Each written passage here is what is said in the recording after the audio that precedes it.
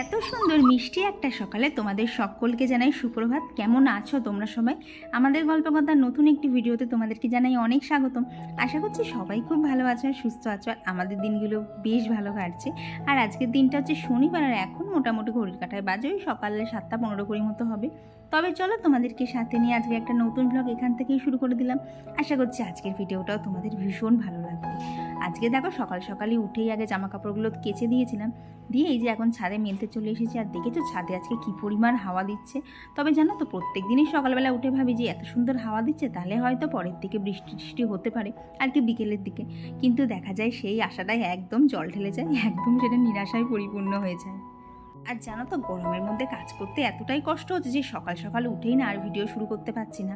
তাই বেশ কিছুটা কাজ এগিয়ে নিয়ে না তারপরেই ভিডিওটা শুরু করছি, নাহলে না গরমের মধ্যে প্রচণ্ড কষ্ট হচ্ছে। আর এখন তো দেখলেই ঘড়ি কাটাই 7:45 মতো বাজে। তো ওপরে এসে এদিকে আগে বিছানাটাকে ক্লিন করে নিচ্ছি।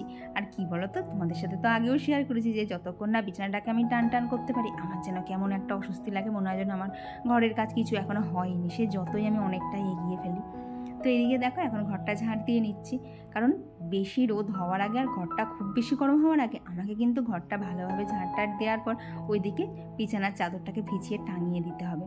তো অনেকেই বলছো যে বিছানার চাদরে যতই দাও ঠান্ডা কিছুই হয় না, তবে কি বলো তো, সারাদিনে ওই একবার দিলে কিন্তু হবে না, মাঝে মধ্যে এসেই যখনই দেখতে হবে ওটা শুকিয়ে এসছে তখনই কিন্তু ওটাকে আবার ভিজিয়ে দিতে হবে, যাতে কোনোভাবেই ভেতরের ঠান্ডাটা আর কি, মানে বাইরের গরমটা কোনোভাবেই ভেতরের ঠান্ডাটাকে নিয়ে নিতে না পারে। আর এই যে সকাল সকাল এখানে গাছগুলোকেও একটুখানি জল দিয়ে দিচ্ছি। আর বলতে পারো এটাকে আমি কোনোভাবেই কাজ মনে করি না, কারণ এই জিনিসটা আমার খুব ভালো লাগে। তবে জানো তো গরমের মধ্যে না অনেকগুলো গাছ আর কি নষ্টও হয়ে যাচ্ছে। আর এই যে গাছের পর এখন মাছটাকেও একটুখানি খাবার দিয়ে নিচ্ছি। ঘড়িতে এখন বাজে হচ্ছে 8:10, উপরে সমস্ত কাজ কমপ্লিট করে ফেলেছি। আর আজকে দুটো এক্সট্রা কাজও করবো, সেটা হচ্ছে এক, রান্নাঘরটা পরিষ্কার করে আর কি হিট দেবো। প্রচণ্ড রান্নাঘরে আরশোলা হয়েছে, কোনো ঘরোয়া টোটকাই হচ্ছে না, এত আরশোলা হয়ে গেছে ওটা আমি আর মানে নিতে পারছি না, চারিদিকে এত আরশোলা। আর ভেবেছি হচ্ছে এই ফ্যান, এদিকে একটা ফ্যান আর এইদিকে যে ফ্যানটা, আর ওদিকে যদি পসিবল হয় স্ট্যান্ড ফ্যানটা, 3টে ফ্যানকে পরিষ্কার করবো, কারণ সারা গরম চলছে, এখনও একদিনও পরিষ্কার করা হয়নি। ভালো দেখছি সাইডে ময়লা জমে গেছে, তো সেগুলো পরিষ্কার করবো ভেবেছি। আর এই ওয়ার্ড্রপের মাথাটাতে একটা বেড কাভার চাপা দিয়ে দেবো, কারণ ওয়ার্ড্রপের মাথাটা তো সবসময় পরিষ্কার করা সম্ভব হয় না। তো কৌশিক আজকে বাড়ি রয়েছে, তো ভেবেছি দুজনে মিলে এই সমস্ত কাজগুলো কমপ্লিট করে নেবো, কারণ এই সমস্ত কাজ না একা একা আমার পক্ষে করা সম্ভব না, যদি না কেউ একটুখানি হেল্প করে দেয়। তো এইসব সমস্ত কাজের প্ল্যানিং করেছি, চলো ঝটাপট শুরু করে দেওয়া যাক। তবে জানো তো সকাল সকাল কৌশিক বাড়ি আছে বলে অনেকগুলো কাজ করবে বলেই প্ল্যান করেছি, কারণ তারপরে কতটা কি কমপ্লিট করতে পারবো জানি না। তবে কি বলতো, একটা তো প্ল্যান নিয়ে নামতে হয়, প্রথমেই যদি প্ল্যানটা না করি না তখন দেখা যায় পরে ইচ্ছা থাকলেও আর কাজটা করতে আর ইচ্ছা থাকে না। তো এইদিকে দেখো জামা কাপড় দিয়ে জানলাটাকে পুরো এখানে গার্ড করে দিচ্ছি। আর তাতে কি হয় বলো তো, যেটুকু মানে বাইরের হাওয়া ভেতরে ঢোকে না সেটা কিন্তু ঠান্ডা হাওয়া হয়ে ঢোকে, কারণ তাদেরকে ওই ভেজা কাপড়গুলোকে কিন্তু ভেদ করেই আসতে হয়। তো নিচে এসে এদিকে আগে চাটা বানিলাম, কারণ অনেকক্ষণ কাজ করেছি, একটু কিছু না খেলে চলছিল না। দিয়ে আজকে টিফিনে একদম হালকা পাতলাই রাখবো, আজকে একদম প্লেনভাবে সুজি বানিয়ে নেবো। ওই ঘিয়ে প্রথমে একটুখানি ভেজে নিয়েছি, তবে জানো তো আজকে সুজি করব একদমই চিনি দিয়ে না, বেশ কিছুটা ঠাকুরের নকুলদানা জমেছিল আর কি, প্রসাদের নকুলদানা, তো সেইটা দিয়েই আজকে এখানে সুজিটা করে নিচ্ছি। আর তাড়াতাড়ি করছি কেন বলো তো, আজকে আমার রান্নাঘর পরিষ্কার করতেই হবে, কারণ রান্নাঘরে এত পরিমাণ আরশোলা হয়ে গেছে না, কোনোভাবেই আর কিছু করা যাচ্ছে না। তো দেখলে তো আগের দিন হিট এনেছিলাম, তো সেটাকেই আজকে স্প্রে করব। তো দেখছো তো আমার রান্নাঘরটা যতটুকু ছোট, তাই জিনিসপত্র সমস্ত কিছু বার করেই কিন্তু আমায় স্প্রে করতে হবে, নাহলে যদি ওই জিনিসটার উপর স্প্রে করি যতই হোক ওটা তো বিষাক্ত, সব মানে বাসনপত্র আবার আমাকে মাজতে হবে। আর এদিকে দেখো এখন একটুখানি পোস্ত বেটে নিচ্ছি। তো এদিকে 3 চামচ মতো ছোটো চামচের পোস্ত দিয়েছি, দিয়ে লঙ্কা দিয়েছি, দিয়ে দেখো সামান্য জল দিয়ে একটুখানি ভিজিয়ে রেখেছি। তো এক দিদিভাই জিজ্ঞেস করেছিল যে মিক্সারে কিভাবে পোস্ত আমি বাটি, সেটাই দেখানোর জন্যে। তো দেখলে তো দিদিভাই ওইভাবে প্রথমে একটুখানি ভিজিয়ে রেখেছি, দিয়ে সেই ফাঁকে বেশ কিছুটা এদিকে কাজ এগিয়ে নিচ্ছে। আর এখন তো আর পোস্ত করলে শুধু আলু পোস্ত করি না, বাপি যেহেতু আলু খায় না তাই আমাকে কিন্তু আলু পটল পোস্ত বা আলু ফুলকপি পোস্তই করতে হয়। তো ওদিকে পটলটা ভাজতে দিয়ে দেখো এখানে যে পোস্তটা তখন একটুখানি জল দিয়ে ভিজিলাম, তো পোস্তটা অনেকটাই নরম হয়ে এসেছে। তো প্রথমে একদম শুকনোভাবে এইভাবে একটুখানি গুঁড়িয়ে নিয়েছি, তারপরে একদম সমস্ত মানে পোস্ত যেগুলো এদিক ওদিক বাটির মধ্যে ছিটকে গেছিলো সেগুলোকে একটা জায়গায় জড়ো করে দিয়ে ভালোভাবে আর একটুখানি জল অ্যাড করে, মানে যদি লাগে দেবে, না হলে কিন্তু দেওয়ার দরকার পড়বে না। তো এইভাবে করে নিলেই কিন্তু পোস্ত বাটা একদম হয়ে যায়, আর দেখবে একদিন করে এতে কিন্তু খুব একটা অসুবিধা হয় না। তো এই দেখো এখানে পোস্ত দিয়ে আলু আর পটল দিয়ে পোস্ত একদম বসিয়ে দিচ্ছে। তবে জানো তো আলুটা তো একটুখানি আর কি একটা সিটি দিয়ে নিয়েছি। আসলে আমাদের প্রত্যেকেরই না একটুখানি মানে মাখা মাখা আলু পোস্তটা বেশি ভালো লাগে, তাই আলুটা আর ভেজে দেই না, একটুখানি কিন্তু সিটি দিয়ে আলুর যে এক্সট্রা জলটা থাকে সেটাও কিন্তু ফেলে দেই। এতে কিন্তু মানে আলু খেলে যে সমস্যাগুলো হয় সেটা কিন্তু চট করে অতটা হবেও না। আর আজকে রান্নার মধ্যে করবো এই যে একটা 5 মিশালি সবজির তরকারি। 5 মিশালি ঠিক হয়নি, ওই 4 মিশালি মতো হয়েছে। তো সেই সবজিটাই এখানে বসিয়ে দিয়েছি, মানে বসাবো, এখনও বসাইনি কারণ আলু পোস্তটা হয়ে যাবে তারপরেই বসাবো। দেখো সেই ফাঁকে কিন্তু এখানে ভাতটা বসিয়ে দিয়েছি।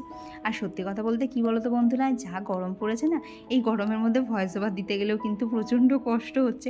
ওই জন্য দেখো মাঝে মধ্যে একটুখানি কিন্তু এদিক ওদিক আর কি তাড়াহুড়ো করে একটু ভুলভাল কথাবার্তাও হয়ে যাচ্ছে। তো তোমরা প্লিজ একটুখানি ম্যানেজ করে নিও, কারণ বুঝতেই তো পারছো এই গরমের মধ্যে ডেলি ভিডিও তোলা, তারপর সেটাকে এডিট করা, আপলোড করা একটা বিশাল বড় টাস্ক হয়ে পড়ে। তবে এটা কি বলো তো, সবাই বোঝে না, যারা আমরা ভিডিও করি তারাই একমাত্র বুঝতে পারি যে ডেলি ভিডিও দেওয়াটা ঠিক কতটা কষ্টকর। তো এইদিকে দাও রান্না কমপ্লিট করে নিয়েছি, দিয়ে তাকে যা জিনিসপত্র ছিল সমস্ত কিছু নামিয়ে এখন ভালোভাবে চারিদিকে হিটটাকে স্প্রে করে দিচ্ছি। আর জানো তো যেই না 2-3 বার একটুখানি স্প্রে করেছি, হুড় করে এত ছোটো ছোটো আরশোলা বেরোচ্ছিলো আর কি বলবো। তো ওখানে কী করলাম বলো তো, তাকের মধ্যে হিটসটা স্প্রে করে না তাকগুলোকে আর কি কাঁচগুলোকে টেনে দিয়েছি যাতে গন্ধটা ভেতরেই থাকে, যাতে আরও কিছু আরশোলা বেশ মারাও যায়। তো এইদিকে সেই ফাঁকে আমি মশলার কোটোগুলো সব একটুখানি মুছে নিলাম, আর এদিকে কোস্টারগুলোও ধুয়ে দিচ্ছি। যে কোস্টারগুলো আমার ওইখানে পাতা থাকে, তোমরা তো অনেকেই জানো, আমি এটা আগেও শেয়ার করেছিলাম। তো চলো বন্ধুরা এইদিকে ততক্ষণ কাজ এগোতে থাকুক, আর সেই টাইমে তোমাদের সাথে বেশ কিছু কমেন্টও শেয়ার করে নেবো। আর এইদিকে আমার রান্নাঘরের অবস্থাটা দেখো, খাবার দাবার সব সিঁড়িতে চলে এসেছে, আর টেবিলে তো আর রাখার জায়গায় নেই। তো চলো এখন এদিকে পরিষ্কার করি আর তোমাদের বেশ কিছু কমেন্টও পড়ে নিই। তো আমার আগের দিনের ভিডিওতে কমেন্ট করেছিল হচ্ছে তারা রানী ঘোষ, আর সিম্পল হাউসওয়াইফ জয়শ্রী, পায়েল কুণ্ডু দিদিভাই, পৌষ সাইন থেকে পৌশালী দিদিভাই, দীপা দাস, মাপি মিত্র দিদিভাই, Tania Naskar, Piyasa, PR family blog, Sayani Ganguly দিদিভাই, শ্বেতা চক্রবর্তী দিদিভাই, শ্রাবণী ব্যানার্জি, ব্লগার হাউ অপর্ণা, পপি দেবনাথ। আর এদিকে দেখো যে লিকুইডটা দিয়ে আমি সবসময় রান্নাঘর ক্লিন করি, ওই যে একটুখানি লেবু, খানিকটা বেকিং সোডা আর একটুখানি যে আর কি বাসন মাজার ভীম সাবান হয় সেই ভীম সাবান অ্যাড করে দিয়েছি। তো আমি যখনই রান্নাঘর পরিষ্কার করি না তখনই এই লিকুইডটা দিয়েই করি। এতে কিন্তু জানো তো ভালো ময়লা উঠে আসার। দেখো এখানে আরশোলায় কি কাণ্ডটাই না করেছে। আর যেহেতু চারিদিকে আমি স্প্রে করেছি, দেয়ালও বাদ দেয়নি, তাই সমস্তটা কিন্তু আমাকে এখন ঘষে ঘষেই পরিষ্কার করতে হবে, নাহলে যতই হোক ওটা তো বিষাক্ত বলো। আর এই বিষাক্ত জিনিস যত এখান থেকে তাড়ানো যায় ততই কিন্তু ভালো। তো সেই জন্যই না ওই লিকুইডটা আজকে বানিয়ে নিয়েছি। তো সেইটা দিয়ে একদম ভালোভাবে সমস্তটা ঘষে ঘষে পরিষ্কার করে নিচ্ছি। আর এদিকে দেখো যে এই কাঁচের চ্যানেল থেকেও কিন্তু ভালো কালো কালোভাবে ময়লা উঠছে।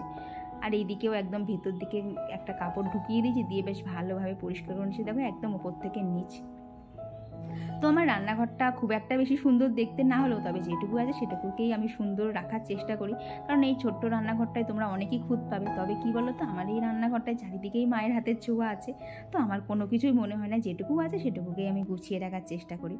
আর আমার আগের দিনের ভিডিওতে কমেন্ট করেছিল হচ্ছে Tanushree Kundru, Riya Mondal, Payel, Ahana Das, surprise big cheers, Monika Sadagar, Ishita Debnath, Soma Chakraborty Biswas, Ajmira Begum, Madhu SMB, BND blogs, Surabhi Mondal Ghosh দিদিভাই, রিন্স ব্লগ, শিল্পা দত্ত, আবৃত্তি কেন্দ্র, বেঙ্গলি মেয়ে, নন বেঙ্গলি বহু, all is well, Tania Khan, পু Nandi, S diary, Popy Sharma, Pushpa Jayeshwari blog, মোস লাইফস্টাইল আর টুম্পা ঘোড়া দিদিভাই। তো তোমাদেরকে জানাই অসংখ্য অসংখ্য ধন্যবাদ। তোমরা প্রতিনিয়ত আমাকে এতটা সাপোর্ট আর ভালোবাসা দিচ্ছ যে চারিদিক থেকে যতই লোকে নেগেটিভ কমেন্ট করুক আর নেগেটিভ কথা বলুক, সব কিছুই কিন্তু আমি কাটিয়ে উঠতে পারছি।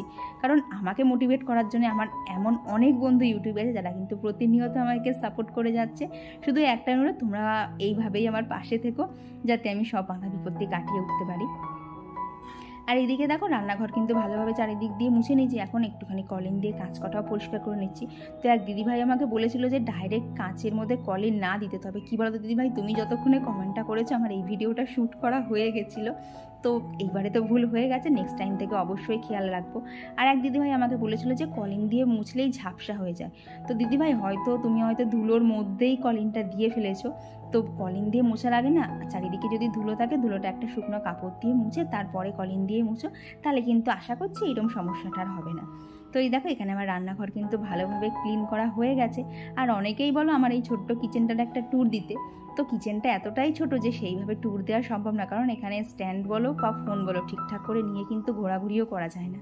তাই তোমাদের যাদের কিচেন ট্যুর দেখার ইচ্ছা তো তারা এই ভিডিওটার থেকে একটুখানি কষ্ট করে দেখে নাও। কিচেনটা আমার বড্ড সাদামাটাকো, যে সেইভাবে যে দেখাবো সেরকম কিছুই নেই। ওই একটা মধ্যবিত্ত ফ্যামিলির কিচেনে যেটুকু যা থাকতে লাগে তো সেইটুকুই আমার কিচেনে আছে, আর সেইটুকুকেই আমি আমার নিজের মতন করে নিজের সুবিধা মতো করে অর্গানাইজ করে রাখি। তো ওপরের দিকে যে তাকটা দেখলে না, ওখানে যে জিনিসগুলো রাখা থাকে সেগুলো খুব কম লাগে, তবে লাগে। আর যেগুলো রান্না করতে গেলেই সবার প্রথমে লাগে, যেমন ধরো মশলাপাতি, জিরে, তারপরে ধরো তেজপাতা, লঙ্কা, সেগুলো কিন্তু সমস্তটা এইখানেই থাকে, যাতে আমি হাত দিলেই এই জিনিস কটাকে পেয়ে যাই। আর এই সাইডে থাকে আমার চালের বালতি, আর এখানে থাকে হচ্ছে আটার কৌটো। তো এইখানে এইভাবে এখানটা সাজিয়ে রেখেছি। আর এইখানে যে উপরের তাকটা দেখছো, এখানে সেরকম কিছু না। দেখো এখানে সয়াবিনের কোটো, বাদামের কোটো, চিড়ে, চানাচুর, বিস্কুট, এইসবগুলোই থাকে, যেগুলো মানে খুব একটা বেশি লাগে না। ওই খাওয়া হলে লাগে, না হলে আর এগুলোর দিকে হাতই যায় না। আর এইদিকে যেহেতু মুড়ির কোটোটা বড়, সেটাও খুবই কম লাগে, তাই মুড়ির কোটোটা এখানে রেখে দিয়েছি। তো তাকগুলো তো সব গোছানো কমপ্লিট হয়ে গেছে। এখন এই যে বাসনগুলো তো সব বাইরে ছিল, আজকে তো এখানটাও পরিষ্কার করেছি, তাই কিছুই এখানে ছিল না। তো এইখানটাও ভালোভাবে পরিষ্কার করে নিলাম। আর ওই যে সমস্ত জিনিসপত্র টেবিলে নামিয়েছিলাম, তো টেবিলটাকে কি আর ভালো করে না মুছলে হয়? তো আজকে দেখো টেবিলটাকে সার্ফ দিয়ে মুছে নিচ্ছি। তো সার্ফ দিয়ে না সপ্তাহে আমি একদিন করে মুছি, তবে কোনো দিনই সেইভাবে শেয়ার করা হয়নি তোমাদের সাথে, কারণ সার্ফ দেওয়ার পর যেটা ফাইনাল মুছি সেইটাই তোমাদের সাথে বেশিরভাগ দিন শেয়ার করি। তো এখানে দেখো টেবিলটা মুছে টেবিলে যা যা জিনিসপত্র থাকে সেগুলো রেখে দিয়েছি। আর এই যে খাবার দাবার যেগুলো সমস্ত সিঁড়িতে জড়ো করা ছিল আর কি রান্না করার পর, সেগুলো সব এখন এই টেবিলে রেখে দিলাম। বাবা জানো, প্রায় 1.25 ঘন্টা মতো লাগলো আমার এটা পরিষ্কার করতে। তবে জানো তো এতটা অসুবিধা হতো না যদি না রান্নাঘরে ওরকম আরশোলা থাকতো।